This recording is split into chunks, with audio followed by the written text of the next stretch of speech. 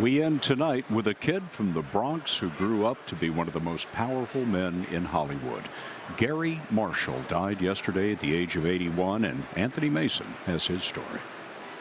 Fonzie, my father's idea of being cool is leaving the top button open on his sports shirt. In his many successful sitcoms and films, Garry Marshall's trademark was always human comedy. No.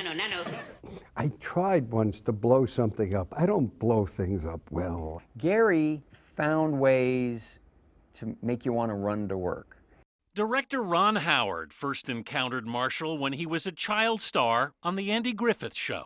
And Garry had been doing the Dick Van Dyke Show on that same lot. Did you know each other? I knew who he was. Marshall would later cast Howard in a sitcom he created set in the 1950s. Sunday, Monday, happy days. Launched in 1974, Happy Days would run for 10 years.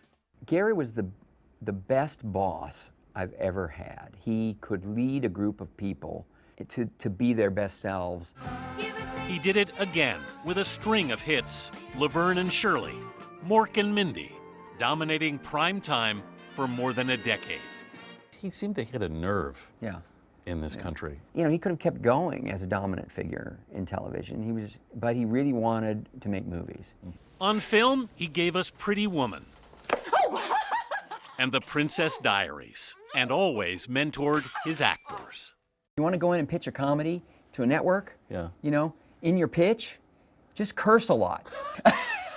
And it worked. I sold a couple of pilots that way as a producer. Marshall was an actor too, often playing the studio executives he made fun of. You know the words I like? I like the word peppy and the word cheap. Peppy and cheap. Any of us who were beginning to have some success in the business, he would say, just don't ever forget, life is more important than show business. It's nice to be important, Garry Marshall once said. Cut! It's more important to be nice. Anthony Mason, CBS News, Hollywood.